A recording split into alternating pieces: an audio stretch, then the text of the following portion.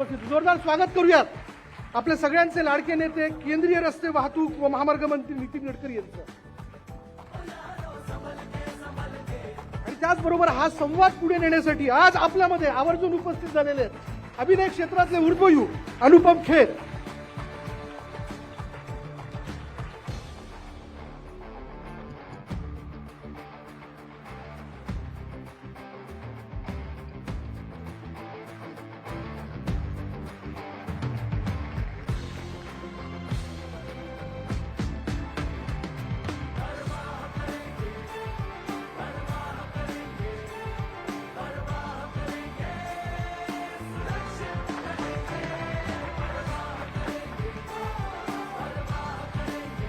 तुम्ही सगळी मंडळी उत्सुक आहात या दोघांना ऐकण्यासाठी. वेगळं काय बोलायला नको. पुढली सूत्र अनुपम खेर सर यांच्याकडे. नमस्कार नितिन जी, नमस्कार दोस्तों. स्कूल के बच्चे भी मैं देख रहा हूँ. स्कूल के बच्चे मुझे लगता है कि एम्बेसडर होते हैं अनऑफिशियल ऐसी बातों के जो हम पेरेंट्स को सिखाना चाहते हैं, समाज को सिखाना चाहते हैं, लोगों को सिखाना चाहते हैं. आज हम यहाँ सड़क सुरक्षा अभियान के तहत मंत्री जी से बातें करेंगे. इन्होंने जो कमाल का काम देश के इंफ्रास्ट्रक्चर के लिए किया है वो तो हम सब लोग जानते हैं, उसका लोहा मानते हैं. आज का सब्जेक्ट और आज का विषय जो है वो थोड़ा अलग है और इस का असर कितने लोगों पर पड़ता है, कितने लोगों की ज़िंदगियों से जुड़ा है, उसके लिए मैं एक छोटा सा एक्सपेरिमेंट या थोड़ी सी बात करना चाहता हूँ कि यहाँ बैठे जितने भी लोग हैं उनके रिश्तेदारों के या उनके दोस्तों के साथ उनके खुद की जीवनी में ऐसे कितने लोग हैं जिन्होंने एक्सीडेंट को पर्सनली या दोस्त के ज़रिए या रिश्तेदारों के ज़रिए महसूस किया है या उनसे उनका असर हुआ है. हाथ खड़ा करिए. आप भी हाथ खड़ा कर सकते हैं नितिन जी और मैं भी हाथ खड़ा कर सकता हूं. मतलब ऑलमोस्ट 80% लोग ऑडियंस में जो बैठे हैं वो एक्सीडेंट से या जिसका नया नाम जो मुझे अच्छा लगा कि क्रैश उसको कहें, हम सब ग्रस्त हैं. मैं आपको अपने बारे में बताना चाहता हूं कि मेरे जीवन में मैं 9 साल का था जब एक्सीडेंट हुआ था. मैं बारामुल्ला से श्रीनगर अपने पिताजी के साथ आ रहा था बस में. ठंड थी और एक जानवर को बचाने के लिए ड्राइवर ने ऐसे मारा और टर्न हो गई बस और वो खाई में सिर्फ इतनी सी जगह थी, वरना वो 200 फीट नीचे चली जाती. वो खाई में उतनी जगह पे रुक गई और मेरे को यहाँ चोट लगी थी. पर हुआ ये था कि जब मैं बाहर आया बस से, सब लोग करा रहे थे, कुछ लोगों की डेथ हो गई थी और मैं अपने पिताजी को ढूंढने लगा और पिताजी नज़र नहीं आ रहे थे. 15, 20, 25 मिनट हो गए और फिर मैंने देखा कि एक गाड़ी से, मतलब कार से पिताजी वापस आए और उतरे और उन्होंने मुझे गले लगाया. तो मैंने उनसे पूछा कि किधर गए थे आप तो मेरे साथ बस में थे. तो हुआ ये था कि उनको इतना शॉक लगा था एक्सीडेंट के बाद कि किसी ने उनको जगह दी थी बैठने की और वो निकल, फिर उनको याद आया कि मेरा बेटा मेरे साथ था. नितिन जी, मैंने उनसे 1 साल बात नहीं की थी. मुझे इस बात का इतना ज़्यादा तकलीफ हुई थी. आप भी अंदर बैठे बता रहे थे कि आपका एक्सीडेंट हुआ था. तो ये जो can I just not use this. Hello. तो आज मुझे ऐसा लगता है कि हम एक्सीडेंट वर्ड से हमारी दिनचर्या बन गई है. जैसे हम गुड मॉर्निंग, गुड इवनिंग बोलते हैं, उसकी आदत है. ये वर्ड हमारी जिंदगी का एक हिस्सा बन गया है. आपको ऐसा लगता है? मुझे लगता है कि आप जो कह रहे हैं वो सही है.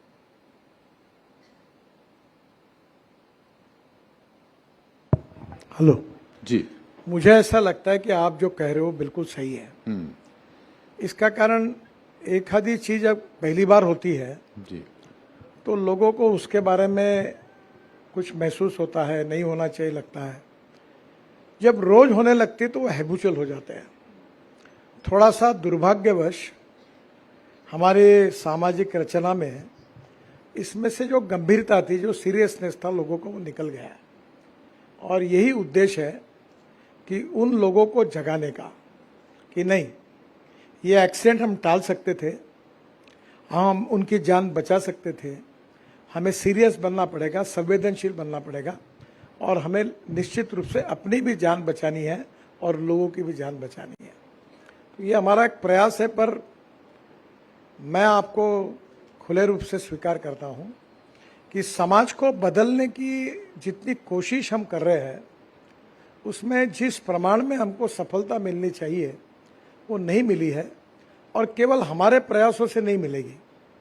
जब तक school, colleges, institution, university, social organisation, NGOs, अच्छे प्लेयर्स, सेलिब्रिटीज, आप जैसे लोग और अनेक लोग जब जा जाकर लोगों को समझाएंगे तो धीरे धीरे ये एक ह्यूमन नेचर, माइंड बिहेवियर जो होता है, ह्यूमन बिहेवियर, ये बदलेगा।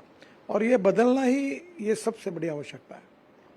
क्योंकि 474 लोग, 474 people every single day die in accidents, every single day 474 लोग। देश में सबसे ज्यादा जो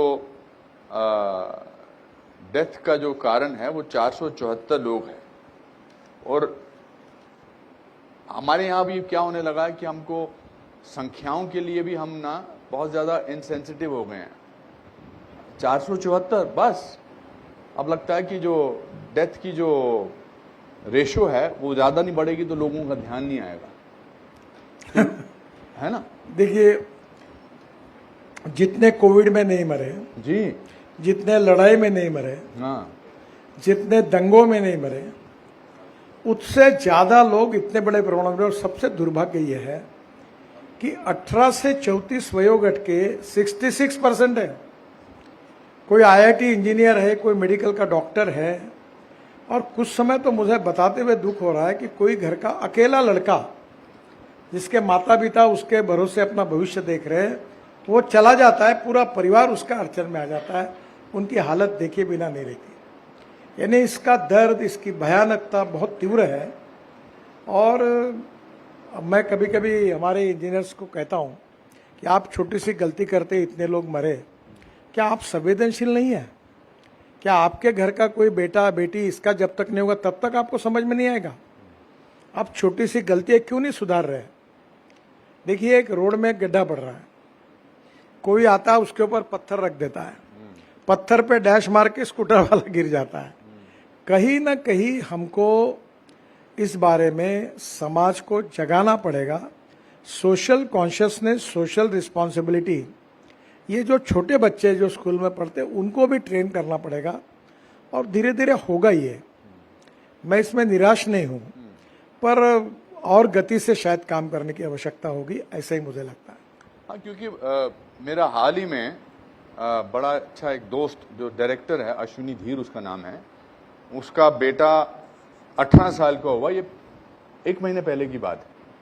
और वो अपने दोस्तों के साथ, इकलौता बेटा, एक बड़ी बेटी थी उसकी, और वो अपने दोस्तों के साथ रात को 11 बजे ड्राइव पर निकला कि मैं 18 साल का हो गया हूं, अब मैं जाना चाहता हूं।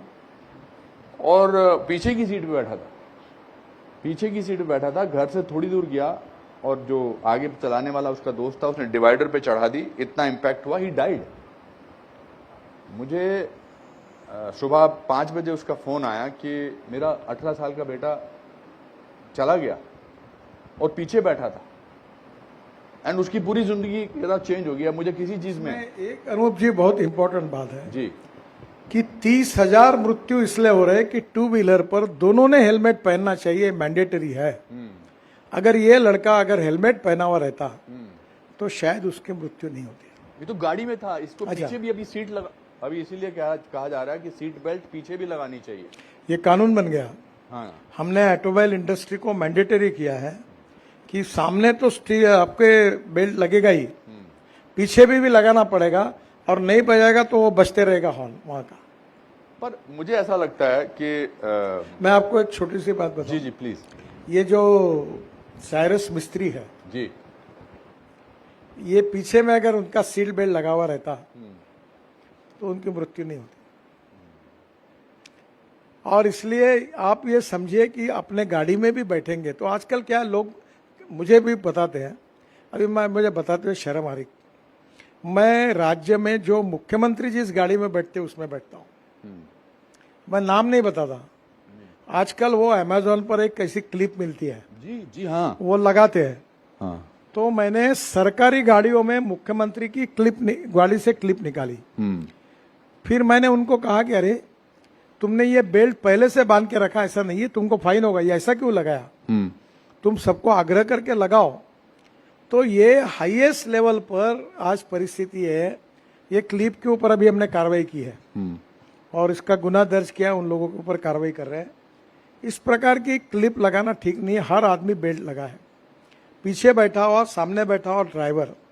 अभी पुलिस में ये भी देखने की है, पुलिस में, सरकारी गाड़ियों में अगर हम लोग अगर निरीक्षण करेंगे उसमें भी अनेक लोग नहीं लगाते। हमारे डिफेंस सर्विसेज में, पुलिस में और हमारे मंत्रियों के गाड़ियों में सब लोगों ने जब आग्रह किया, अभी मैंने वो ड्राइवर को 3 बार डांटा। अभी को 2-3 दिन पहले मैं अलग अलग स्टेट में था, मैंने कहा ये तुम जेल में जाओगे, ये क्या कर रहे हो? तो कहीं ना कहीं मुझे लगता है कि अब जिम्मेदारी जो है वो सबके साथ जुड़ी हुई है, मेरे से लेकर सब तक। हम लोग जिम्मेदारी से इस बात की चिंता करें और इसके लिए चिंता करेंगे तो जान बचेगी, अन्यथा ये छोटी सी मिस्टेक हमारे जीवन को, हमारे परिवार को बर्बाद कर देती है। इससे बोध लेकर हमने कॉशियस बनना चाहिए, यही मेरा अनुरोध है। और इसका जो सबसे, क्योंकि यहाँ स्टूडेंट्स बैठे हुए हैं, मैं उनको बोलना चाहूंगा कि आप लोग अपने पेरेंट्स को करेक्ट करिए। अगर आप 2 व्हीलर पे जा रहे हैं तो आप पूरी कोशिश करिए, आप बैठिए नहीं जब तक आपको आपके पिताजी या आपकी माताजी हेलमेट ना दे। और अगर गाड़ी में हैं, क्योंकि देखिए कानून तो बनते हैं, उन पर लागू कितने होते हैं बहुत मुश्किल है। हमारे देश में कोई ना कोई जुगाड़ निकाल ही लेते हैं। आप तो क्लिप की बात कर रहे हैं। मेरा एक ड्राइवर, मैं कहीं पर ट्रैवल करने गया था राजस्थान में, और उसने क्या किया, वो ऑलरेडी पीछे से बेल्ट लगा दी। तो अब बेल्ट तो अंदर है, उस क्लिप के अंदर है, अब वो बैठे हैं आगे बिना इसको आगे किए हुए। तो students, children are the best people who can tell their parents we will not do this जब तक हमें। तो कानून में कितनी हमारे यहाँ एक पुलिस ऑफिसर भी बैठे हैं, कितनी जुर्माना कितना होता है कि जो बेल्ट ना पहने उसको कितना जुर्माना होता है? बहुत कम जुर्माना होता है। हाँ जी, 1000 रुपीज। सर हमने पहले जुर्माना 100 रुपये वगैरह था, अभी ये जो जुर्माना बढ़ाया तो मेरे खिलाफ काफी बड़े प्रमाण पर। नहीं, जुर्माना ठीक है तो जुर्माना तो ठीक है। अभी प्रॉब्लम पैसे का नहीं है, आदत का है। आदत का। हाँ, कि मैं ये नहीं करूंगा। हाँ। अभी जैसे मैं अगर स्कूटर पर बैठूंगा तो हेलमेट के बिना नहीं बैठूंगा, मैं अगर कार में बैठूंगा तो बेल्ट लगाए बिना नहीं रहूंगा। अगर ये दूसरी जिम्मेदारी कि वो ड्राइवर थोड़ा सा समझो नहीं कर रहा है, हाँ। तो पुलिस अधिकारी पहले चिंता करे भाई तुम है करो। अब जितनी गाड़ी मैं यूज कर रहा हूँ बुलेट प्रूफ, उसका ड्राइवर होम डिपार्टमेंट का है, पुलिस वाला है, गाड़ी मुख्यमंत्री की है, और उसके गाड़ी में ये पीछे से बेल्ट लगाना, ये क्लिप लगाना। हाँ। अगर वो कोई नहीं डांटेगा तो फिर ये कैसे होगा? और अफसोस की बात यह है नितिन जी कि हम अपने देश में कानून नहीं मानते, मगर सेम लोग जब विदेश जाते हैं बिल्कुल मानते हैं, तो लाइन में भी खड़े होते हैं, बेल्ट भी लगाते हैं। तो ऐसा नहीं है कि करते नहीं है, पर पता नहीं क्यों ऐसा लगता है कि यहाँ पर हम, आपको क्या लगता है कि ऐसा क्यों करते हैं? इसका कारण मैं आपको बताता हूँ। हमारे यहाँ मुंबई में पहले बेस्ट के ऊपर ये हमारे आकर्षण का केंद्र था कि बस जब बस स्टॉप पर आती थी लोग लाइन में खड़े रहते थे। हाँ क्यों में ऐसे क्यों लगते थे बड़े बड़े, मैंने खुद देखे मेरे बचपन में जी। बाद में मुंबई में इतने लोग बाहर से और वो घुसने लगे, अब वो कंडक्टर ने लेना शुरू कर दिया तो लाइन खत्म हो गई। जी, मैं तो इसको भुगत चुका हूँ ट्रेन में, लोकल ट्रेन में। मैं जब बॉम्बे आया था पहली बार, जब मैं फिल्म में एक्टर में नहीं बना था, काम ढूंढ रहा था, तो मैंने अपने एक दोस्त से पूछा जो मुंबई में ही रहता है, सुहास खांड के। मैंने कहा सुहास कैसे चढ़ते हैं? तो उन्होंने कहा कि प्लेटफॉर्म पे खड़ा हो जाना, खुद ही चढ़ जाएगा। और ये फैक्ट है। वो कैसे मैं चढ़ गया और कैसे उतर गया, वो अपने आप में कोई उसकी ट्रेनिंग की जरूरत नहीं होती है। तो आई थिंक इस तरह के इवेंट को सिर्फ एक इंडिविजुअल इवेंट नहीं समझना चाहिए। जब तक एक इंडिविजुअल, मुझे ऐसा हमेशा लगता है नितिन जी, कि जब तक इंडिविजुअल, एक इंसान अपनी जिम्मेदारी नहीं समझता है, तब तक समाज या कोई भी चीज बदल ही नहीं सकती है। तो पर इसमें पैदल चलने वाले का क्या बेचारे का कसूर है, जिसकी मृत्यु इन 472 लोगों में से, आई डोंट नो स्टैटिस्टिक्स क्या बोलते हैं कि कितने लोग वो हैं जो पैदल चल रहे होते हैं, उनकी डेथ होती है। सर, कल की घटना बताता हूँ, नागपुर की। उसतकर करके हमारा कार्यकर्ता है, उसके पिताजी सुबह फिर घूमने के लिए निकल रहे थे, ऑटो रिक्शा ने आके धड़क मार दी। वो फुटपाथ पर बाजू में थे। आजकल फुटपाथ पर साइकिल वाला घुस जाता है, फुटपाथ पर स्कूटर वाला घुस जाता है, फुटपाथ पर अतिक्रमण हो जाता है। पूरा जो हमने पैदल लोगों के लिए लगाया, वहाँ अतिक्रमण हो जाता है। मुझे लगता है कहीं ना कहीं कानून की रक्षा करने वाले जो स्टेक होल्डर्स हैं, इसमें मैं भी हूँ, हमारे पुलिस ऑफिसर्स हैं, गवर्नमेंट ऑफिसर्स हैं, उनका काम है कि ये जो आम आदमी के जो अधिकार है उसकी रक्षा कौन करेगा। फुटपाथ क्लीन रहनी चाहिए लोगों को चलने के लिए। ये ठीक है, तुम बेरोजगार हो, गरीब हो, इसका मतलब तुम कहीं भी खड़े रहो के धंधा करोगे तो फिर एक्सीडेंट होगा, लोग मरेंगे। इसके लिए कौन जिम्मेदार। अभी मैं आ रहा था एक रोड पर 2 लेन के रोड में सिंगल लेन पे अतिक्रमण कर लिया और दूसरे रोड पर बर्तन मारना शुरू था। ये मेडिकल कॉलेज के पीछे से मैं आ रहा था। अब वहाँ वो, मुझे डर लगा कि मेरे कैनवा के नीचे अगर वो बर्तन मारने वाले कोई चले जाए तो क्या होगा। तो कहीं ना कहीं लोगों का जिम्मेदार पूर्ण व्यवहार, एक बात, बच्चे हो या समाज के कुछ लोग हो, ऐसा जो लोग इस प्रकार से इंडिसिप्लिन दिखा रहे हैं, उनको बोलने का काम करने वाला सजग नागरिक, ये दोनों लोग जब मिलकर हम लोग इसमें थोड़ा सा कहेंगे, बोलेंगे, तो परिस्थिति बदलती जाएगी। एजुकेशन सिस्टम में इसको कुछ डाल के, किसी कोर्स में डाल के ऐसा हो सकता है, सेंसिटिविटी बढ़ाई जा सकती है। ये बिल्कुल हो जा सकता है, क्योंकि एक ऐसा कहा गया जब हमने इसका अध्ययन किया कि माइंड, ह्यूमन बिहेवियर अगर बदलना है तो 14 साल के नीचे जब बच्चे रहते हैं तो वो समझने के और कुछ सुनने के मूड में होते हैं। तो हमारे पूरे कैंपेन का कंसंट्रेशन हमने जो किया है कि ये स्कूल के बच्चों पर किया है। अब आपको क्या बताऊं, मुझे भी कभी कभी अच्छा नहीं लगता। 10,000 बच्चे केवल इसलिए मर रहे हैं कि स्कूल कॉलेज की एंट्री और एग्जिट, इसमें हमने सुधार नहीं किया, इसलिए 10,000 बच्चे मर रहे हैं। 30,000 लोग इसलिए मर रहे हैं कि वो हेलमेट नहीं पहन रहे। यानी ऐसी छोटी छोटी बातों के लिए हजारों से लोग मर रहे हैं। तो अभी मैंने उस समय हमारे अभी मुंबई के कार्यक्रम में कहा कि मुख्याध्यापक और प्राचार्य और टीचर ये ध्यान में रखें कि हमारे स्कूल की एंट्री और एग्जिट पॉइंट कैसे एक्सीडेंट से मुक्त हो। इसलिए वहाँ के एमएलए, एमपी, मेयर, उनके मैं पास समझा नहीं, एग्जिट एंट्री पॉइंट जैसे स्कूल है, हाँ जी, हमारे नेशनल हाईवे पे है जी। अब स्कूल में बच्चे एक तरफ गाड़ा रोड पर खड़े कर देते हैं, अंदर में पार्किंग नहीं है। फिर वो स्कूल पे एक समय भीड़ आती है, उनको रोड क्रॉस करना है तो वहीं से कूद जाते हैं। फिर ऐसे जगह फुट ओवर ब्रिज चाहिए। अगर वो फुट ओवर ब्रिज अगर स्लोप वाला होगा और लिफ्ट होगी तो बच्चे चले जाएंगे। तो कारपोरेशन को, डेवलपमेंट अथॉरिटी को, पीडब्ल्यूडी को, एनएचआई को बोलना चाहिए कि भाई ये करो। फिर दोनों गेट के डिजाइन अच्छे कर लेने चाहिए। आप इतनी अच्छी बिल्डिंग बना रहे हो, थोड़ा सा एंट्री और एग्जिट पॉइंट ठीक से बनाना चाहिए। अब मैंने राज्य सरकार को कहा कि आप हर स्कूल में जो एक्सीडेंट होते हैं उसके लिए 1,000-2,000 करोड़ का फंड रखो, और वो एमएलए और एमपी भी अपना फंड खर्चा कर सकते, तुम भी दो, ताकि रोड वहाँ का ठीक डिजाइन हो जाएगा। तो ये नहीं हो पाएगा। जैसे मैंने अभी आपको कहा अजनी चौक, मैं पालक मंत्री था नागपुर का, नागपुर में रिंग रोड नहीं था पुराने काल में। ये कांग्रेस नगर न्यू इंग्लिश में बच्चे आंदोलन करते थे, खूब बच्चे मर गए ट्रक के नीचे। अजनी चौक में 200 लोग मर गए। फिर हमने यहाँ के सेंट्रल रिसर्च रोड ऑर्गेनाइजेशन से अध्ययन करवाया, उन्होंने कुछ नहीं किया। वो बीच वाला रोड बंद किया, नई एंट्री की और रोड रीडिजाइन किया। अब आज 25 साल हुए, एक भी एक्सीडेंट नहीं हुआ।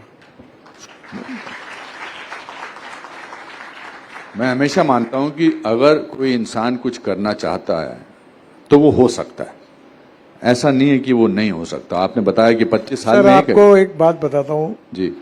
मैं महाराष्ट्र का पीडब्ल्यू मिनिस्टर था। आप कभी पुणे से कोल्हापुर गए होंगे, वहाँ एक जयसिंहपुर पर के शहर है। पुराने समय रोड बने, उसमें पॉलिटिकल इसकी जमीन लो उसकी जमीन लो, तो रोड कर बन गया। एक जगह पर 250 लोग मर गए। वो बाद में मैं मंत्री बना तो एक अपघात निवारण कमेटी हुई, तब उसमें वो निकला। अभी वो एनएच का मैं मंत्री बना, मैंने वो हटाया और पूरा स्ट्रेट रोड बनाया। अब एक्सीडेंट नहीं हुआ, पर मुझे इस बात का दुख है कि मैं ये करने में जो देरी हुई उसमें 200-250 लोगों ने अपनी जान गंवाई। ऐसी बहुत सी घटनाएं। कल इंदौर में था मैं, पीतमपुर में, वहां का एक ब्लैक स्पॉट, वहां पुलिस कमिश्नर भी थे मेरे साथ, और दोनों ने कहा कि 500 लोग मरे, और उसके बाद हमारे एनएचआई के अधिकारियों ने उसको सुधारा। तो मैंने उसको धन्यवाद दिए पर प्रश्न पूछा कि 500 लोग मरने तक तुम क्यों राह देख रहे थे, इतना देरी क्यों हुई? कहीं ना कहीं समाज का, समझदार लोगों का और अधिकारियों का भी व्यवहार ऐसा होना चाहिए। मैंने अधिकारियों को पावर्स भी दिए हैं कि एक्सीडेंट होने के बाद क्यों हुआ ये समझो और तुरंत उसको रेक्टिफाई करो। तो हमारी भी गलती है बहुत इसमें। अब एक बात हास्यास्पद है, मैंने कहा कि हमारे देश का हर व्यक्ति ये ओलंपिक स्टैंडर्ड का खिलाड़ी है, ऐसे समझो। ये रोड के बीच में रखा है ना, वो अपना छलांग मार के, कोई शर्म नहीं आती, उसमें कूद के लोग उधर कूदते हैं। अब मैंने बोला ऐसा बना दो कि वो चढ़ के भी छलांग नहीं मार सके, इतना डिफिकल्ट बनाओ तो बच जाएगा। नहीं तो तुमको ये मालूम है वो छलांग मारा, फिर भी तुम छोटे छोटे क्यों बना रहे हो? तो हमें भी कुछ बदलना होगा, ये समझते हुए कि लोगों का बिहेवियर कैसा है। ऐसा बना देंगे कि जा ही नहीं पाएंगे। ऊपर से आप जो हैं जबरदस्त फ्रीवेज, लॉन्ग वेज बनाते जा रहे हैं, उस पर जाते ड्राइवर के अंदर का शैतान जाग जाता है हैं कि मैं, ये तो मक्खन जैसी सड़क है, अब मैं अपने ड्राइविंग स्किल्स ढूंढता हूं, तो उसको मजा ही नहीं आता है जो 60 की स्पीड में या 70 की स्पीड में, उसको कैसे रोक सकते हैं? बिकॉज हमारे यहाँ जुगाड़ ढूंढ लेते हैं। कल इंदौर में नेट्रेक्स करके है जी, जो ऑटोमोबाइल में टेक्निकल इंस्टीट्यूट है भारत सरकार का, वहाँ मैं गाड़ी में बैठा टेस्ट करने के लिए। वो 310 किलोमीटर पे गाड़ी चली, 310 फरारी गाड़ी थी, मैं बैठा और वो पूरा घूम के मैं आया। देखिए रोड उस प्रकार के बन सकते हैं, लेन डिसिप्लिन का पालन करना चाहिए। अब रोड अच्छे बनना जरूरी भी है, विदेशों में बने हैं, बहुत जरूरी है, पर रोड बनाते समय जब लेन डिसिप्लिन है कि ट्रक और बस ने कौन से लेन में जाना, ओवरटेक कैसे करना, ये करना होगा। उसमें अगर मिसबिहेव करेंगे, कहीं भी घुसा देंगे तो एक्सीडेंट होगा। तो कहीं ना कहीं हमें रोड अच्छे बनेंगे, थोड़ी स्पीड भी बढ़ाएंगे, समय कम होगा, लॉजिस्टिक कॉस्ट कम होगी, समय बचेगा, फ्यूल बचेगा, पर उसके साथ साथ हमको जिम्मेदारी पूर्ण इसका उपयोग करना चाहिए। तो ये कैसे होगा? मतलब देखिए, मैं भी मानता हूं, मैं भी आपके स्टाफ से कह रहा था कि देखिए हम यंग देश हैं, हम यंग कंट्री हैं, हमें आज़ाद हुए 78, 76, 7 ईयर्स हुए हैं। उससे पहले 1000 साल तक हम पर बाकी लोगों ने राज किया। तो it will take a little time to understand. मुझे लगता है कि आज का जो यूथ है, जो आज के युग है, वो फिर भी थोड़े सेंस ऑफ रिस्पॉन्सिबिलिटी है उनकी, पर ये हम तब तक चेंज कैसे करेंगे? हम अभी तक कह रहे आ रहे हैं होना चाहिए, पर ये कैसे होना चाहिए से होगा, आपको क्या लगता है? देखो इसमें दो बातें हैं जी। कानून के प्रति डर भी नहीं और सम्मान भी नहीं, ऐसी एक विचित्र अवस्था है।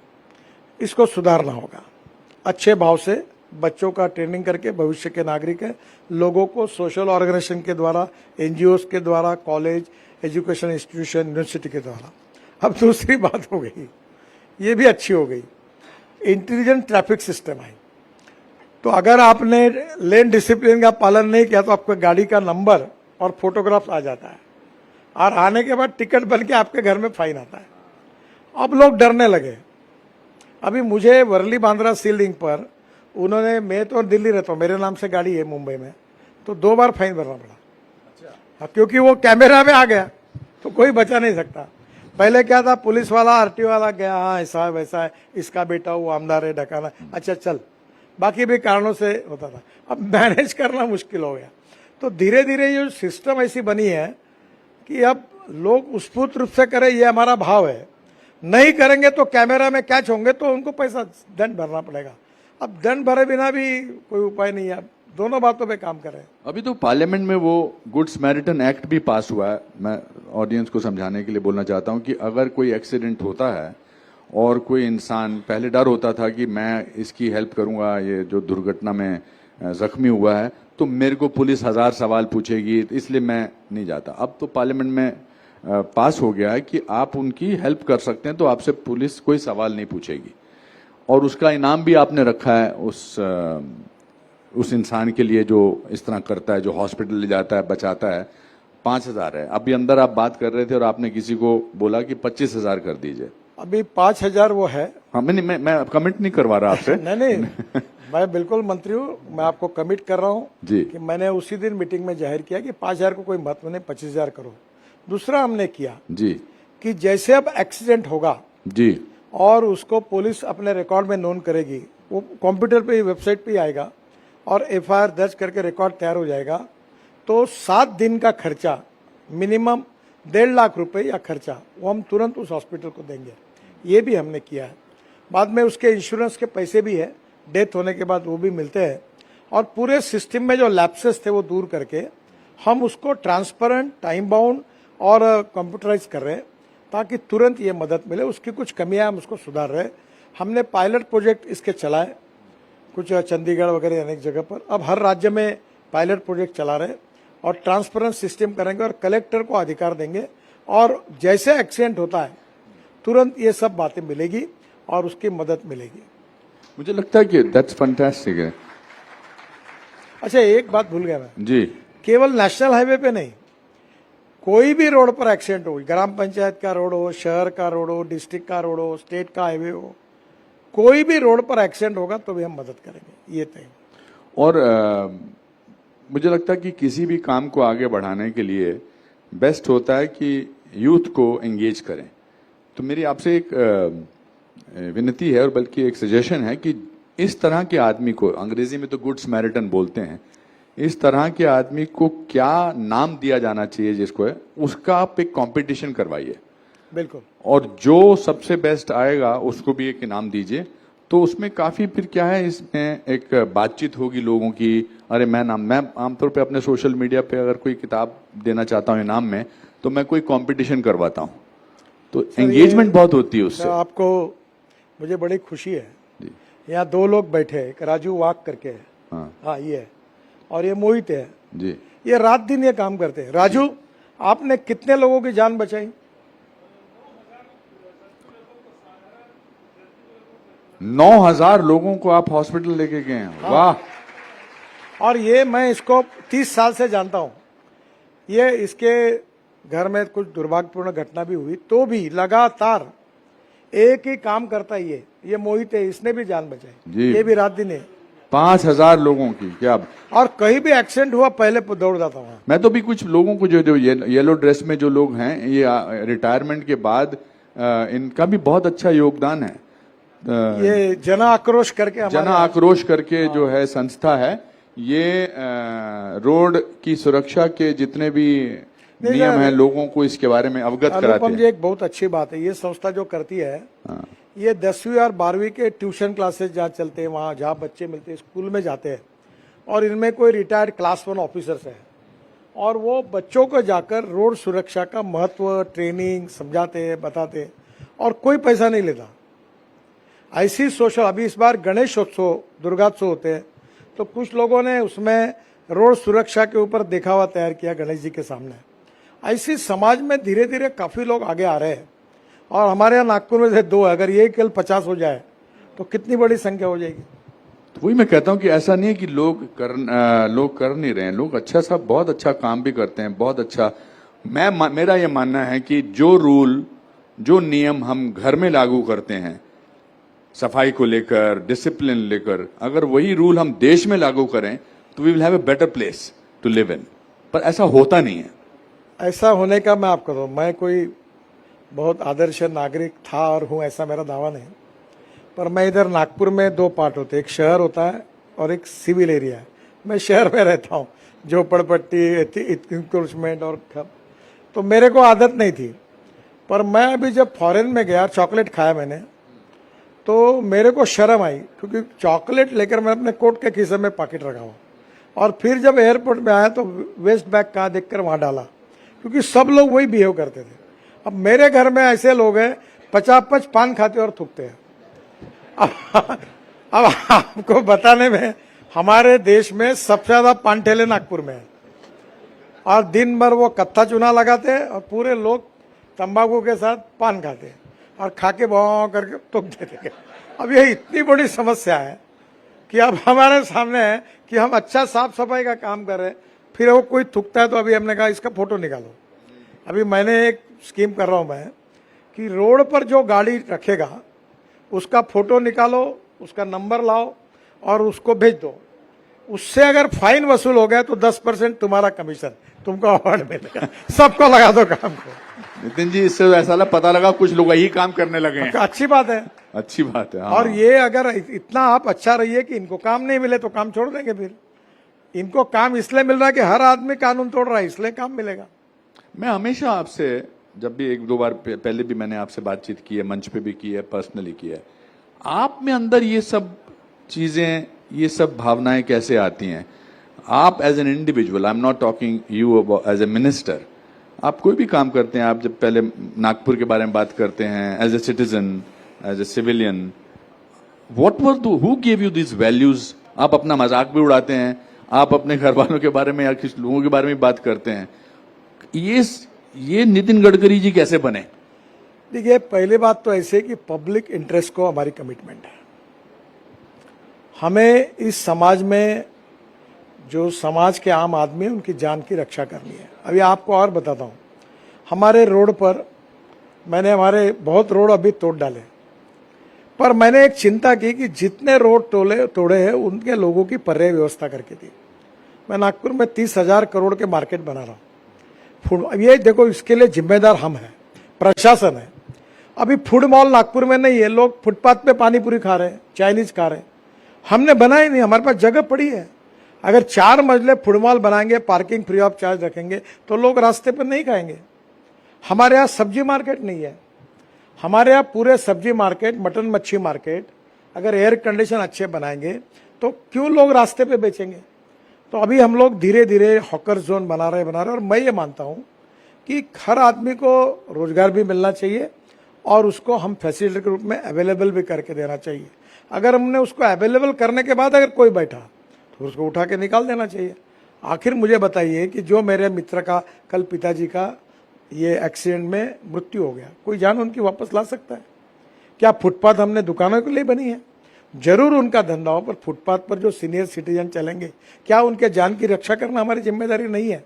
कहीं ना कहीं हमको पब्लिक इंटरेस्ट में कुछ भूमिकाएं लेनी पड़ेगी और इसमें प्रशासकीय अधिकारियों का बहुत इंपॉर्टेंट रोल होता है। मैंने मजाक में, हमारे सब IAS ऑफिसर और ये नागपुर में आए थे तो मैंने हंसते हुए, पुलिस कमिश्नर थे, कलेक्टर थे, NIT चेयरमैन थे, मैंने बोला मुझे बड़ी खुशी हुई। बोले क्या हुआ? बोला शायद आपकी इच्छा नागपुर से चुनाव लड़ने की है। क्या बोल रहे बोले आप? मैंने बोला फिर ये अतिक्रमण जो रोज है फुटपाथ के, तो कार्रवाई क्यों नहीं करते? तुमको चुनाव लड़ना है कि मेरे को? मैं लड़ने वाला हूं, मेरी को चिंता है वोटर की, मैं तुमको बोल रहा हूं तुम कुछ नहीं करते, ऐसा क्यों? तुम कानून का पालन क्यों नहीं करते? तो बोले नहीं सर, थोड़ा दिन दीजिए। पर मैंने आपसे सवाल पूछा था कि आप ऐसे कैसे हैं? आपकी क्लास में, स्कूल में भी, कॉलेज में भी 30-40 लोग आपके जैसे होंगे, मतलब आपकी क्लास में होंगे, वो वैसे नहीं बने। आपके अंदर ये sense of principle, sense of responsibility कैसे आई? देखिए, अब मुझे भी बताते हुए अच्छा नहीं लगता, ये एरिया है। मैं जानना चाहता हूं ताकि जितने भी लोग हों, खासकर ये बच्चे। मैं यहाँ स्टूडेंट यूनिवर्सिटी का अध्यक्ष पद लड़ा हूँ। अच्छा। मेरा स्टूडेंट लीडर करके करियर शुरू हुआ। हाँ। उस समय भुखमरी थी, पैसे नहीं थे। ये एग्रीकल्चर कॉलेज के हॉस्टल में एक हरी रेड्डी करके था, उसकी बड़ी कीमत थी हमारे दोस्तों में, क्योंकि उसके पास एक नीले रंग की विजय स्कूटर थी।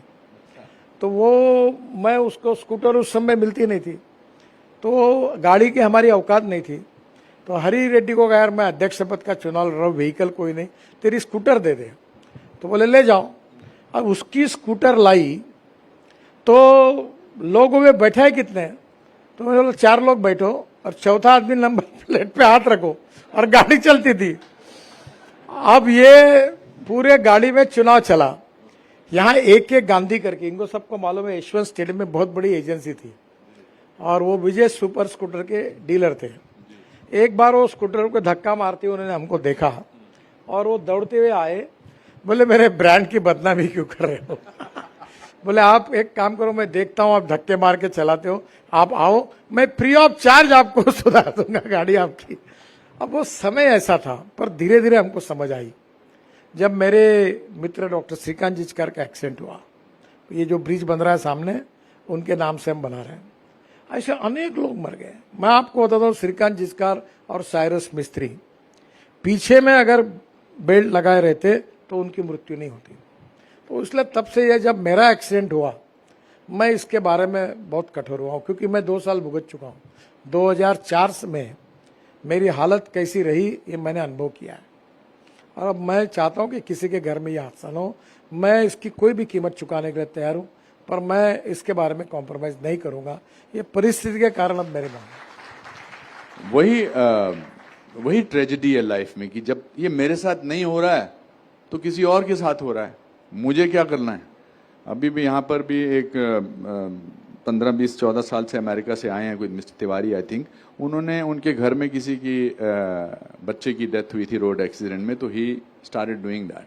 तो ये जो प्रवृत्ति है, ये जो सोच है कि यार मेरे साथ नहीं हुआ, ये ट्रेजेडी मेरे घर पर नहीं हुई, मेरे हुई, क्योंकि अगर किसी फैमिली में एक आदमी की मौत होती है तो इम्पैक्ट पूरे परिवार को करती है। एक कमाने वाली चली जाती है। सर, ये जो अनुभव मेरे घर में, मेरा जो एक्सीडेंट हुआ, मैं था, मेरी पत्नी थी, मेरी बेटी थी और मेरा बेटा था। मेरा एक पीएस था और पुलिस ड्राइवर था। ड्राइवर को कैटरैक्ट था, पेड़ के बाजू में ट्रक खड़ी थी और कैटरैक्ट के कारण उसने ट्रक के नीचे गाड़ी डाल दी। रेड लाइट कार थी, वो टायर, जो टायर होता है ना नीचे में, उन्हें इतने बुरी नजर वाले, तेरा मुंह काला वगैरह लिखते वहां, वो रेड ट्रक के ऊपर वो टायर ने हमारी जान बचाई, नहीं तो हम पूरे कट जाते हैं।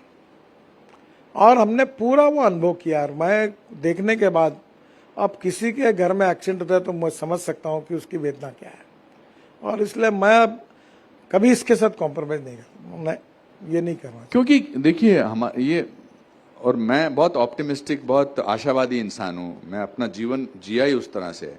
सिगरेट के पैकेट पर गंदी से गंदी तस्वीरें होती हैं, मुंह टेढ़ा हो गया है, जबड़ा बाहर आ गया है, कैंसर का ये है, उसके बाद भी लोग सिगरेट खरीदते हैं, वो देखते हुए भी, वो जेब में भी रखते हैं। कुछ ऐसा हो सकता है कि आप हर गाड़ी खरीदने वाले को एक ऐसा वीडियो या ऐसा कुछ दें जिसको देख के वो कहे कि भैया ये सब हालात जो हैं, ऐसा कुछ हो सकता है। देखिए कुछ चीजें तो अंदर से आनी चाहिए। सर, ये अभी जो बन चुके हैं, यानी 22-25 साल के ऊपर है, उनको हम जरूर समझाए, कोशिश करें।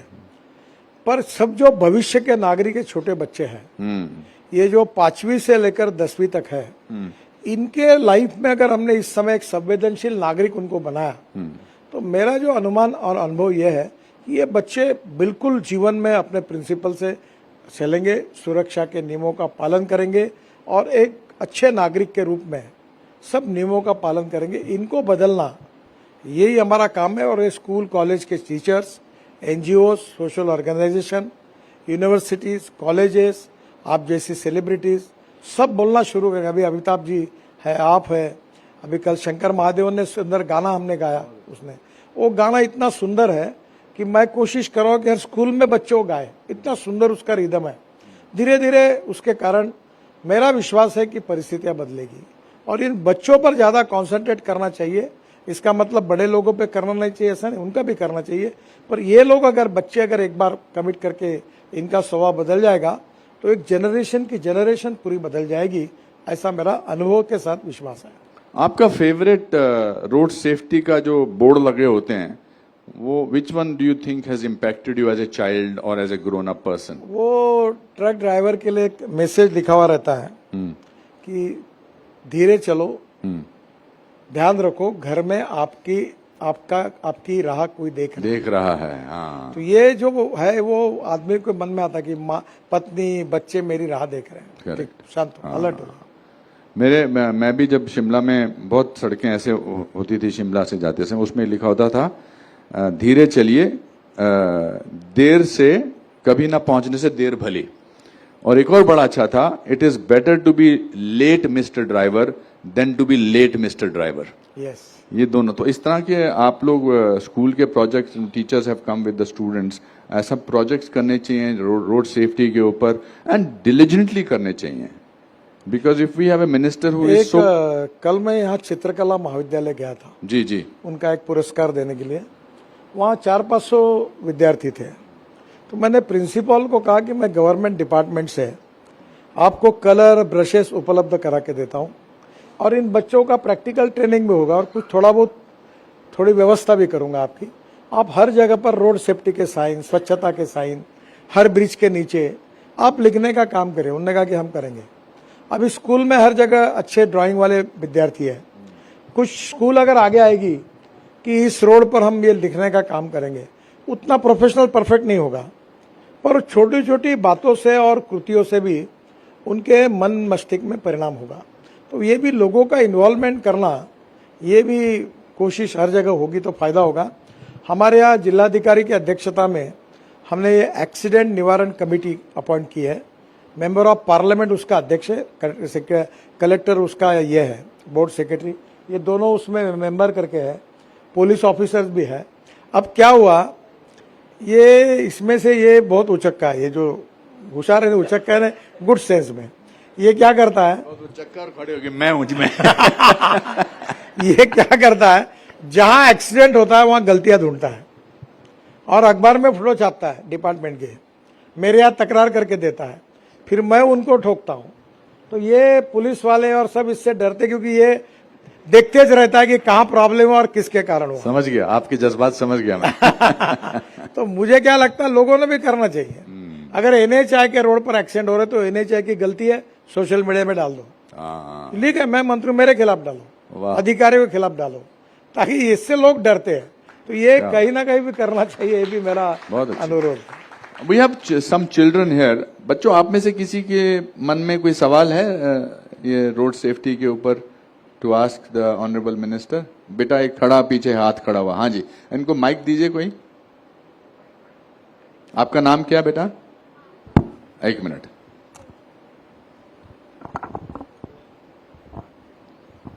क्या नाम बताया बेटा? आरव वहीर। ओके, क्या सवाल है आपका? सर मतलब मेरा ये सवाल है कि ट्रैफिक पुलिस वाले सर थोड़ा माइक नजदीक रखो बेटा। ट्रैफिक पुलिस वाले सर बोलते हैं कि हेलमेट पहनो, पर कुछ लोग पहनते नहीं है, तो वो फाइन चार्ज करते हैं, लाइक 1000, 5000 एंड 10,000। तो उसकी जगह कुछ अगर एक दिन ऐसे पुलिस स्टेशन में अगर रुकेंगे तो कुछ हो सकता है क्या?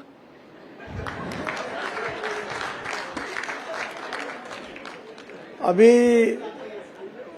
पुलिस ने कार्रवाई करना, ये करनी चाहिए। वो बेचारा अपना सवाल बहुत सोच रहे, बाकी लोग हंस क्यों रहे हैं? बहुत अच्छा सवाल था बेटा। आपका भाव अच्छा है। हाँ, थैंक यू और कानून कड़ा करने से कुछ लोग अच्छा कहने वाले, कुछ लोग कहते हैं आप कितने फाइन भरोगे, हाँ, उसका विरोध, क्योंकि ये सब्जेक्ट जो है कॉन्करेंट लिस्ट में है। तो दोनों भी बातें हैं, पर इतना धीरे धीरे दोनों बातों का उपयोग करना पड़ेगा। और एक बात जरूरी है कि हमारी यंत्रणा जो है RTO की और पुलिस की, जिनको इस सब बात की रक्षा करना, उसमें भी काफी कमियां हैं, वो भी हमें सुधारने की कोशिश करनी चाहिए। बट मैंने देखिए खुद भी मैंने बहुत महसूस किया, there are some very very responsible officers, responsible people who are doing their job very well, I must say that. क्योंकि we should be people should not be only criticisers, sir एक आपको एक बात बता दो जी।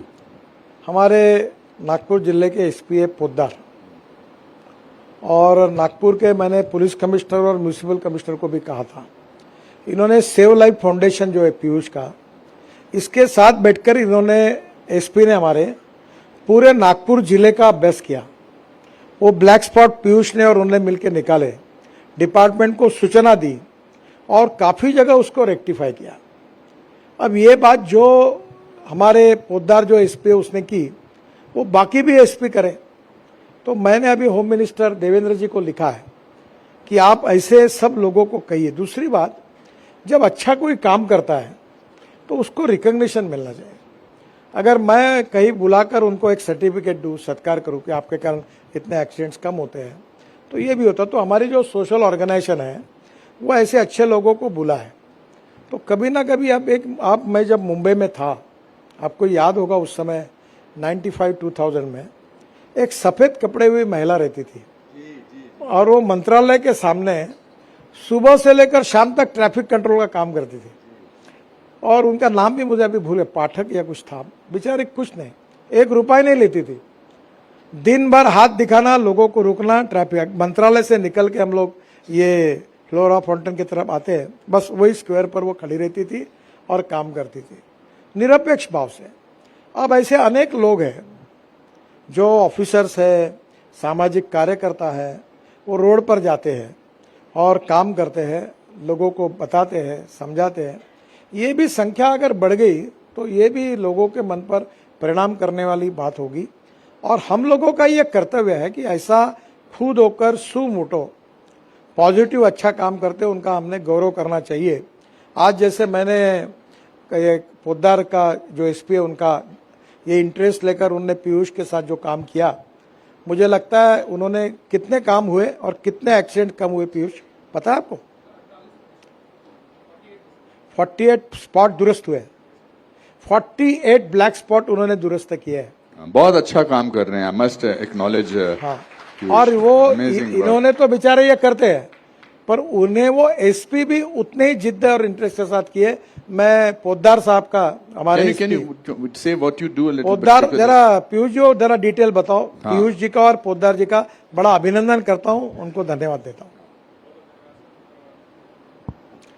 बहुत बहुत धन्यवाद सर। इसमें हमने नागपुर रूरल एरिया में सर जितने भी ब्लैक स्पॉट्स थे या जहां दुर्घटनाएं हो रही थी उनको आइडेंटिफाई करा। वहां पर नागपुर रूरल पुलिस ने बहुत इंटेंस पेट्रोलिंग स्टार्ट की और एनफोर्समेंट शुरू करा। और वहां पर जो 16 साइट्स थी वहां पर 48% जो है पूरे साल में उसमें जो मौतें हो रही थी उसमें गिराव हुआ है। और उसके अलावा जो करीब 39 हाईवेज हैं वहां पर भी पेट्रोलिंग की वजह से 15% तक वहां पर अभी हुआ है पिछले 6 महीने के अंदर। इस साल हम उसको 50% से ऊपर हम उसको वहां पर रिड्यूस करेंगे सर। अगर यही काम अगर हर जिले ने किया तो 1,80,000 लोग जो मृत्यु हो रही है वो 50% में 90,000 पे आएगा। और दूसरी बात एक ध्यान में आई इसमें रिपोर्ट में कि 50,000 लोगों की हम जान बचा सकते थे अगर उनको तुरंत मदद करके अगर हॉस्पिटल में पहुंचाने का काम करने वाले लोग अगर सामने आते, जीव सुरक्षा रक्षक या कुछ जो नाम आप अभी बोल रहे थे, तो हम 50,000 लोगों की जान बचा सकते थे। देखो कितना बड़ा काम है। और इस काम के लिए जो कर रहे हैं उनका बहुत अभिनंदन, और लोगों ने करना चाहिए और लोगों की जान बचानी चाहिए, यही मेरा अनुरोध है। देखिए, अंत में मैं यही कहूँगा कि जिस तरह से आपने 25 सालों में यहाँ पर आपके नागपुर के ब्रिज के नीचे कोई एक्सीडेंट नहीं होने दिया है। I think will all pray that हम सब इतने ज़्यादा सेंसिटिव हो जाएं इन बातों के लिए कि हमारी जो संख्या है जिसमें 472 प्रतिदिन मरते हैं, अगर वो धीरे धीरे कम हो जाएं और तो बहुत अच्छा होगा। और बड़ा अच्छा अभियान जो इसका आपने बनाया, परवाह करेंगे सुरक्षित रहेंगे, केयर करेंगे तो सुरक्षित रहेंगे। सड़क पर चलने वाला भी, वाहन में चलने वाला भी, वो परवाह करेगा तो सुरक्षित रहेगा। बहुत बहुत धन्यवाद। अब हमेशा अग्रसर होकर बात करते हैं और जो काम और जो जिन्होंने भी ये आज इसका आयोजन किया, मैं उनका पर्सनली थैंक यू करना चाहता हूं और मुझे बुलाया है इस बारे में बात करने के लिए, क्योंकि जो सेलिब्रिटी होता है उसकी कुछ रिस्पॉन्सिबिलिटीज़ भी होती हैं, कुछ नहीं ज़्यादा रिस्पॉन्सिबिलिटी। और मेरे ज़रिए मैं आपसे कहना चाहता हूं कि अगर कभी भी मेरे लिए कोई भी इस तरह का अभियान में काम करना हो तो मैं बहुत खुशी से करना चाहूँगा। बहुत बहुत धन्यवाद। आपका आभारी। धन्यवाद दोस्तों, धन्यवाद।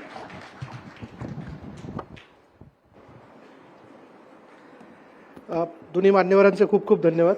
खूप छानसा संवाद या निमित्ताने झाला आणि मला असं वाटतं, मी जसं म्हणालो की या तिसऱ्या टप्प्यातला हा तिसरा परिसंवाद तुमच्या अनुभवातनं आम्हाला बरंच काही सांगून गेला आणि खेळीमेळीच्या या संवादात पुन्हा एकदा आपल्याला सगळ्यांना या गोष्टीची जाणीव झाली की हो, हे नियम माझ्या करतायत, पण हे नियम पाळत असताना हेही मी लक्षात घेतलं पाहिजे की यातनं आपण सगळे सुरक्षित राहणार आहोत। मी जसं यापूर्वी उल्लेख केला की एसटी महामंडळाच्या बसमध्ये एक वाक्य लिहिलेलं असतं की आजचा दिवस शून्य अपघाताचा, तर ते शून्यावरती कसं येऊ शकतं, ज्यातनं आपण आपलं एकमेकाचं जीवनमान उंचवू शकू आणि निश्चितपणे एकमेकांच्या सुरक्षेसाठी काम करू शकू। तुम्हा सगळ्यांचे खूप खूप धन्यवाद। सडक सुरक्षा अभियान 2025 परवा करेंगे सुरक्षित रहेंगे या वाक्याला अनुसरून या पुढचं वर्ष जे आहे ते आणखीन चांगल्या पद्धतीने काम करूया आणि यापुढे करत राहूया. धन्यवाद.